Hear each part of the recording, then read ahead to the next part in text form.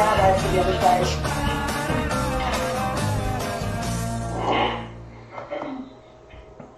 All right, good morning, everyone, and thank you for joining us for another episode of How I Met Your Mortgage. As always, I am Adam Smith with Just the Tips Coaching. With me, as always, is our marketing director, Jen Waybar. Good morning, Jen. I haven't seen you in about 24 hours. Good morning. Good. So, actually, for those of you watching or following Just the Tips Coaching, Jen and I actually spent all of Saturday together as well, which is an anomaly at the Social Media Day Denver conference, picking up some fresh, or what we hope is fresh, content to pass along to our clients. So, Jen and I have seen a lot of each other as of late, but let me welcome our guest. We're very excited to have with us Felicia Beltran. Good morning, Felicia. Good morning. How are you? I'm doing well. Good. So, Felicia, obviously Jen and I know a little bit about you and your background and so on and so forth, but our audience obviously is a lot of agents, a lot of loan originators, some other salespeople, which is really the clientele for Just the Tips Coaching anyway. But that audience doesn't know about you and that you've been in the industry quite a while, especially for someone so young. Obviously, a lot of real estate agents treat it as a second career, and it was really your first. So give us a little bit of background about what you were doing before real estate and, just some of the getting to know you types of things. I know you're a wife and a mother.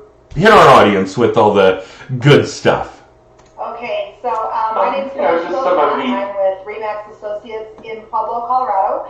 So I service Southern Colorado pretty much all the way. I work up the Front Range up until about Castle Rock. I've got many referral partners that I look to pass on additional business. But I started out, I was a mass communications major at Colorado State University, Pueblo. So I have my bachelor degree from there, emphasis in public relations and advertising. I have 5 children, 4 boys and 1 little girl. Wow. Yeah. So I always tell people, I do real estate, I have 5 kids, and I'm probably certifiably crazy, for doing all of that. But I love what I do. I service the areas, specifically Pueblo West, and Colorado Springs. I do venture into some of the smaller communities around, but I started my career at the end of 2006, just before the market crashed. And I tell people that I was blissfully naive. I had no idea really about what was happening in the economy, what was going on in real estate, and the kind of telltale signs as to where the market would go. The only thing that I knew is that I didn't want to work in the nonprofit sector, like a lot of my friends. I wanted to do something different. I wanted to be in business for myself. And so I just basically, put my nose to the grindstone and built my business, during that rough time.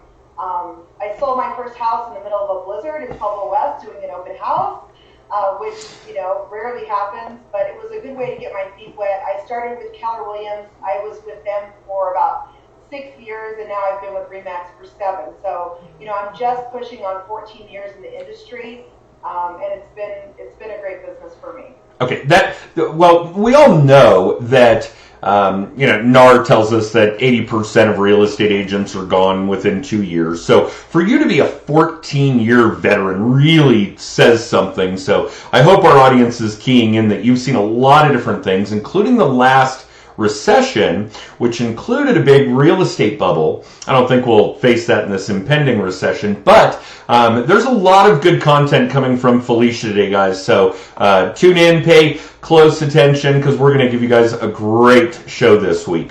And actually, Felicia, it's funny that you say your first sale was in a blizzard. Jen and I were just talking about the fact that we're going to have wicked winter weather this week, like a high temperature here in Denver of 30 degrees one day.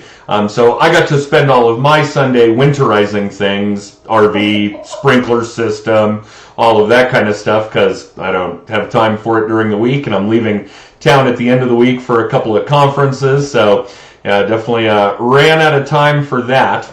All right, so let's flash back 14 years ago.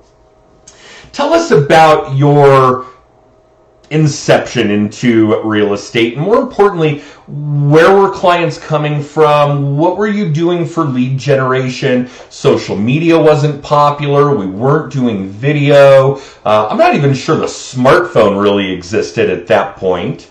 Pueblo's a relatively small community in compared to, New York, LA, Atlanta, Chicago, and even Denver. So tell us what you did at the onset of your career to make sure that everybody knew that you were doing real estate. Well, I think that's the trick right there. I think when you come into the business, basically that's your first objective, is to let everybody that you know that you are coming into this business and that you're serious about, making it a career. I think that when you're dealing with the biggest purchases or sales, people have, they're not to take that lightly. And so they want to work with somebody who's committed. And they don't mind helping somebody out that's new, but they want to know that you are trustworthy, that you're going to work hard, and that you're committed to your craft. And I think that, I took that very seriously, coming into this business. And I'm not originally from Pueblo. I actually grew up military. So my dad is retired Army, and he spent 31 years, in his career field, and he's very decorated, and he's one of my biggest inspirations. But when I came into real estate, I just knew that I had to let people know that I was doing this and that I was in it for the long haul. And so I did. I would talk to anybody about real estate, and I would pick up anybody's floor duty, and I would do the open houses, and I would follow up, and I would, make those connections with people. And then, once I got my first sale, obviously, I had a little bit of experience, and then I thought, whoa, that was a lot more work than I thought it was going to be. But it also motivated me to go out and get more. So my first year in real estate, I did about $3 million in sales, and I didn't even really understand what that meant. But that was a lot of transactions, and I was fortunate enough to get the Rookie of the Year award. But it wasn't by myself. It was, collaborative effort with, making connections with lenders and just telling them, hey, if you have anybody, I'll run out. I'll take care of them. I'll make sure that they get the service that they deserve. And to be honest, nothing's changed. It's just that when you're a new agent, you have to put yourself out there, and you have to be willing to do the things that nobody else is. When you spend your weekends and your holidays and you're showing houses, and primarily you're going to work with buyers, because listings, that you have to kind of build your reputation, to gain those listings and gain the trust of sellers. But I would just say that, working your database is probably first and foremost, and I tell every new agent that. When I get lots of inquiries on Facebook about coming into this business. Oh, I've always thought about real estate, and I'll be the first person to tell people it's not what you think. It's a lot more work than you could ever imagine. It's a huge imposition on your family and your free time, and so you have to be willing to give that up to be successful and to lay the groundwork, because you can't go anywhere from there. So I want to make sure that the audience understands, guys. This is relatively live broadcast. There's a few second delay because of the software that we use, etc. And Felicia and I've never met face to face. She's not one of our coaching clients. Our mortgage company has never worked on a transaction with her. And the very first module in our coaching program is contact management, working your contact database, adding to it, picking up the phone. So I want you guys to understand that while she and I share the identical belief about where you guys need to start, assuming you're new to the business, we're assuming you need to restart your business. It's not coached. It's just a universal understanding that is one of the most important things you guys can be doing. Add to your contact database. Have conversations with everyone you come across about real estate. If you hear conversations about real estate, you need to insert yourself. These are the crucial pieces. Make sure everybody you know knows who you are and what you do. So, Felicia, thank you. I really hope that our audience is hearing you say these things, because it really strikes a chord. I could see Jen smiling when you started describing that, because that is exactly the belief here at Just the Tips Coaching. All right, so say, when you're a new agent, you have nothing but time on your hands, and building a database is time consuming. And that's why a lot of people don't do it. So do it while you have the time, because then you're just adding to it, improving it. But to get a system in place that's really going to carry you through, hopefully a long and, prosperous career, put the time in. It's definitely worth it. Oh, so the general belief that being a real estate agent is easy and lucrative and provides tons of free time and you won't have to work that hard isn't true? No, I mean, yeah, we just roll around in nice cars and go to luncheons all the time. Right? And, attend parties and drive some people around every now and then. Exactly, yeah. I have a friend of mine who likes to joke that we just open doors. We just opened doors. It's funny, one of our coaching clients recently, and it's been a few months, I keep saying recently, said he was going to do door knocking. And I don't have a problem with that. Here's an opportunity to add to your contact database to let people know who you are and what you do. It's not something I would do, but I'm never going to judge someone for how they do their lead gen as long as they do it constantly and consistently. So he says he's going to do 4 hours every Saturday for the next month. And when he was done, he calls me and says, well, that didn't work. I said, well, wait a minute, slow down. You put 16 hours into it. That's one work day in the life of a new real estate agent. So tell me you hated doing it. Tell me it sucked, but don't tell me it didn't work. If you did that for 4 hours a Saturday for a full year, it's going to work. So yes, for those of you that are new to real estate or thinking about getting into real estate, do not be fooled. It is a career, not a job. It is a marathon, not a sprint, and it is hard work. You guys are definitely going to have to put in the time, especially at the onset of your careers, to do the kind of work that's going to generate what your business is going to look like in a year and 3 and 10 and in Felicia's case 14. So it's a big deal. All right. So, Felicia, fast forward us a little bit. You had mentioned in there that you've worked for 2 different companies. What was the catalyst for that transition? Why make the change, especially after you had been at the original one for so long?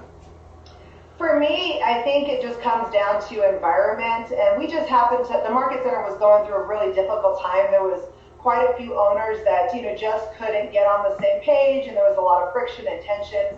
And for me, it was a distraction, and I just wanted to, kind of break free from that. I'm very susceptible to energy, and so I'm very particular as to where I designate that energy. And so for me, it wasn't really a matter of company resources, or support. It was more of, just environment in general. And I wanted to be just kind of free from the drama. And so I did. I parted ways, and I still have amazing relationships with, pretty much everybody that was there. And continue to nurture those relationships because you never know, things change on a dime and you never know what's going to happen. But for me, it was just about environment.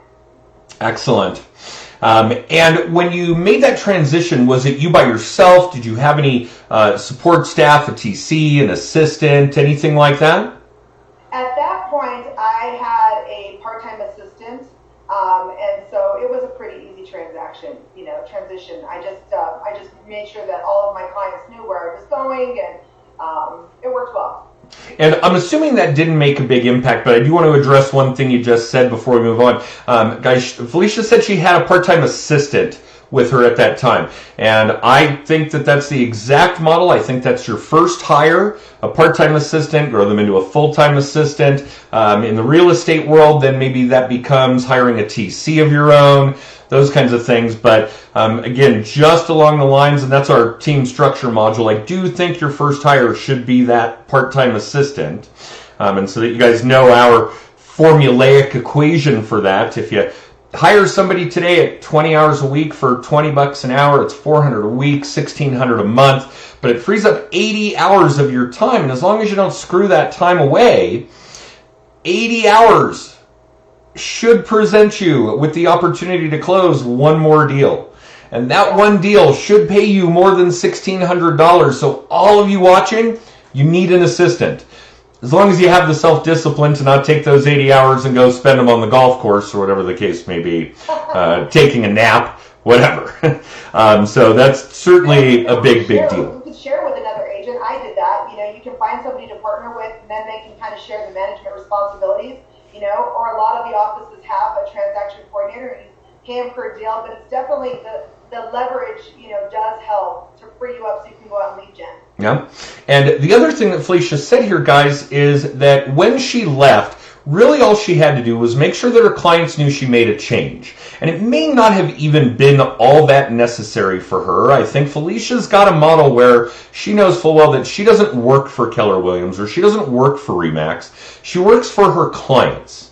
They're the ones who actually pay her. So where she's at, and I'm not one to really coach clients into what company they should work for, because you've got to make personal decisions about who's going to provide you what support, at what cost, what do you need, what stage are you at in your career, those kinds of things.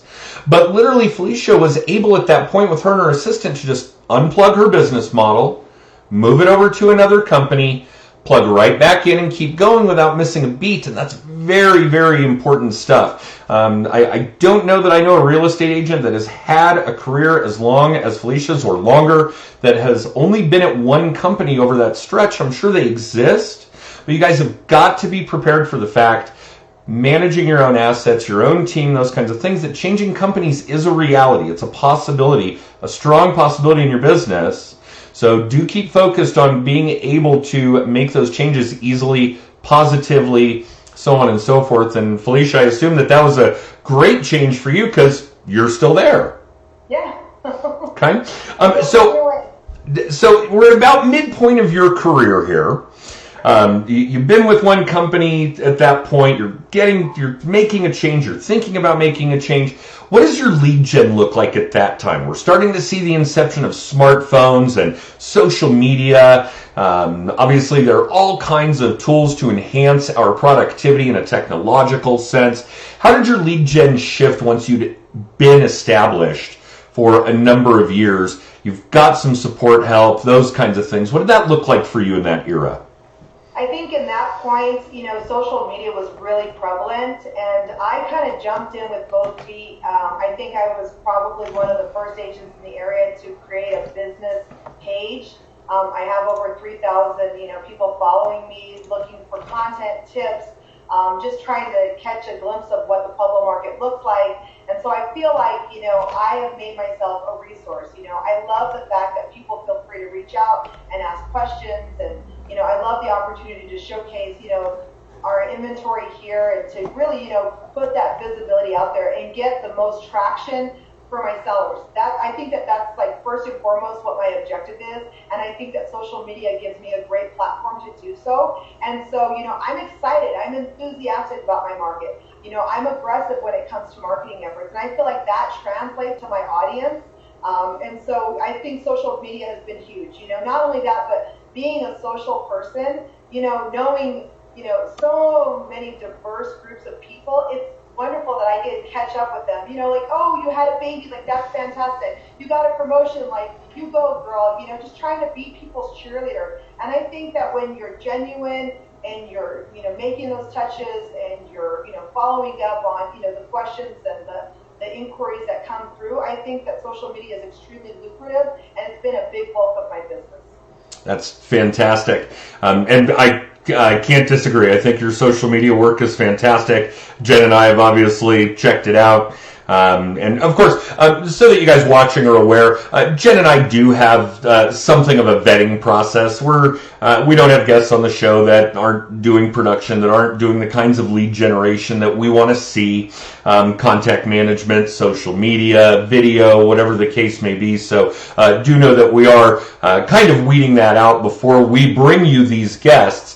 But yes, that Felicia is obviously way at the top of her game when it comes to this stuff, particularly in her market. And I hate to delve out of our normal lead gen type of content, but tell us a little bit about your market. What's the population like? How many listings are there right now? What's the average home price? Give our viewers an insight about Pueblo, because your first year in the business created an insane amount of volume. And obviously our audience is coast to coast, and that could be one transaction in New York City. Right. But Pueblo is obviously a different market. So give us a little feedback about Pueblo. Okay. So Pueblo, Colorado, I think the current population is somewhere around 106, thousand people. So it's not a tiny, community. We've got a lot of growth that's happening. We have the Pueblo Riverwalk, which is a huge draw to tourists, and we've got a really big population of retirees coming this way. the housing prices are so affordable in Pueblo. We're about the $220,000 mark. That's about our average right now. And we finally, I mean, Pueblo's a constant. It's a real, like, steady market, but we've seen influx in the last few years. Now I feel like it's leveled out as the market should. I mean, and we don't want to see those big spikes because then, when the market changes, we're going to have the big drops that go along with it. So I'm really proud of the growth that we've had here. Right now, we only have 348 listings active in the MLS. We are just, struggling to find inventory. I personally have started building homes with a partner of mine to create inventory and to, keep home ownership growing. And I think that there's a lot of opportunity for that. We've seen a lot of new construction happening. And everybody knows, when the inventory is low, that it's a great time for new construction. So I'm hoping that that'll give us the boost that we need to get through the fourth quarter and into, the spring. What do you think the average home price was when you started in the business? Oh, I know what it was. It was, for the longest time, it was like $120,000. It was $120,000, and it kind of kicked up to like $130,000, $140,000, and then boom, it just took off. It's been impressive, and at the same time, we've had a lot of people that have gone, wow, what's happening with Pueblo? But we've got people relocating from all over the place. I constantly, because of my presence on the web, I've got, buyers that come from California and Texas and Las Vegas, lots of different regions, especially a lot of Californians, they can sell their properties out there, come buy cash, and they're happy as can be. It's amazing. The growth that's gone on all up and down the Valley Highway, all up and down I-25 is just staggering. Okay, so let's come more into the present. Tell us what your business looks like now, your team structure, what you guys are doing for lead generation. Give us a snapshot of what Felicia's business looks like today, 14 years later.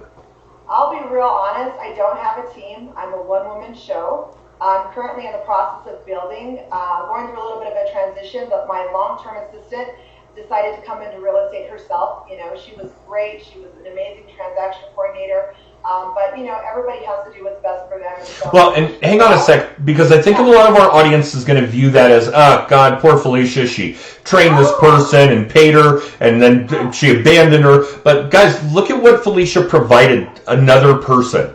The ability to go out and do what Felicia's doing and have this wonderful career and provide well for her family and maybe hire other people so that they can provide their family, for their families. Don't ever take that at less than its actual value, because it's a big deal to bring someone up in the world that way, in the real estate world, in mortgages and lead gen, whatever. So guys, those of you that are watching, that's a big notch in Felicia's belt, as it were. I'm sorry, go ahead, Felicia. No, I was just going to say, we have the opportunity to better people's lives, on the outside and on the inside. And, people, they come into our lives for a season, and you know what? We're still going to be a part of each other's lives. But I feel like if I was a great mentor, if I inspired her to, make this move into real estate, then you know what? I'm just going to wish her well. And for me, it's an opportunity, for growth. With the volume of business that I've done, I'll be real honest, I should have probably had 2 staff people. But she was so good, and I still shared her with another agent, that she was functioning with me for probably like 3 to 4 hours a day, depending. And, I've done as many as 96 transactions in a year. I trend anywhere from like 85 to 95, somewhere in that range. And so it's an opportunity for me to kind of take my business to the next level, bringing on buyer's agents, making that big push is not easy. But sometimes you have to be forced to make big moves. And growth is uncomfortable, and I'm just soaking it in. I'm just going to run with it. Perfect. Don't feel sorry for me. We shouldn't. And tell us what your lead gen looks like now.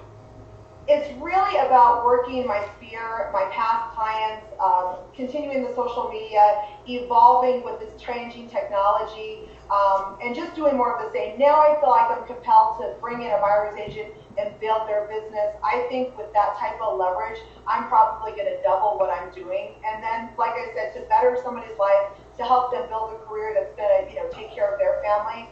to me, that's attractive. I want to do more public speaking and more, motivational type of things. And so building a team really makes a lot of sense. Okay. And what do you think the relative immediate future holds for real estate agents, even loan originators, et cetera, in lead gen? What do you think 2020 is going to bring, 2021? What do you see changing in your lead gen activity in the next few years? Just kind of watching the market, I think that, having already lived through the housing downturn, you can pick up on some, very similar patterns and whatnot. I went through the shift class when I was with Keller Williams, when Jay Papasan, they had just come out with the book, and so I'm starting to kind of, gear up because I'm always going to be a visionary and I'm always going to watch the trends and I'm always going to be one step ahead of the market. And so I'm preparing for that downturn, creating a team that is versatile, that can, handle REOs and short sales. That's a big objective for me because I know that at some point in time, and hopefully it's not anytime soon, that's going to come back into our market. And there was a lot of opportunities that I missed out on just because I was a newbie and I really didn't understand what was happening. And now I can see things, kind of full spectrum just because of my experience. And I want to prepare my team to make sure that we can service our clients in all capacities and be a resource in the community. It is a dynamic industry. For those of you watching, that if your business model is stagnant and it's a dynamic market, then you're gonna struggle. If you survive, you're gonna struggle. And of course, back then, you were a new agent at the downturn, so survivability was probably priority number one, not having a grasp on how dynamic the real estate market is. And I hope we don't have the REO and short sale and foreclosure market that we did. And I think we're in a far better real estate position now than we were then. I think our housing issues are legitimate too, or I shouldn't say issues. I should say the values, the increases, those kinds of things, the margins, the good things that come out of the real estate market today are due in large part to a legitimate supply and demand issue. We don't have enough housing. And obviously 12 years ago there was an actual housing bubble, which we're not experiencing this time around. So hopefully that will be a little different. All right, so I think the changes in lending, really made a big difference. And I think that, even if the market does downturn, it's not going to be, half of what it was before. And that was just because of poor lending practices. Some of it, no question. Although, Felicia, do be forewarned, Wall Street greed has a very short memory. Yes, it does. We're seeing all kinds of things like bank statement loans and the occasional stated income loan and those kinds of things. So do buckle up because it's in the mail. All right, so Felicia, that buyer's agent that you're looking for might be in our audience. There's certainly some consumer base in our audience. So give us the highlights on how either of these parties can reach out to you. What's the best method? What's your website? We'll have Jen put that information in the comments for the video so that people watching can reach out to you. But tell us how to get a hold of Felicia. So you can reach me on my Facebook page. I actually have a business page, which is Pueblo Area Real Estate, Felicia Beltran. And you can visit me on the website at www.buywithbeltran.com. That's BUY. And, I'll put my contact information out there on the social media. So if anybody has questions that they need, just some advice when it comes to building your business, if you're a consumer and you just want to know a little bit more about the Pueblo market, I'm always going to be here. Perfect. And I cannot believe, literally cannot believe how quickly this 30-minute episode has whipped by, but it has. So, Felicia, thank you so much for joining us. Jen, anything you want to contribute, inquire about? I think we've really scored with this week's guest. Yeah, I just want to say thank you. Your mindset about your business is really on point with a lot of what we coach. So thank you for sure. That's good. No, and I really appreciate the opportunity to come on with you guys. It's been a pleasure. And Adam, we've kept up with each other through social media, so it's nice to actually have, a full-blown conversation. Indeed. All right. So for those of you watching, thank you for tuning in live or in syndication. If you want more information about just the tips, anything that we do, our weekly show, our video blog, our daily tip, a copy of my book, Just the Tips, whatever, use the text code at the bottom of your screen. That's text TIPS to 63566. Felicia, don't go anywhere. I'm going to sign off, and I will be right back because I want to give you some information about this broadcast and getting a copy of it to you. Thanks for watching, guys. Everybody have a great week.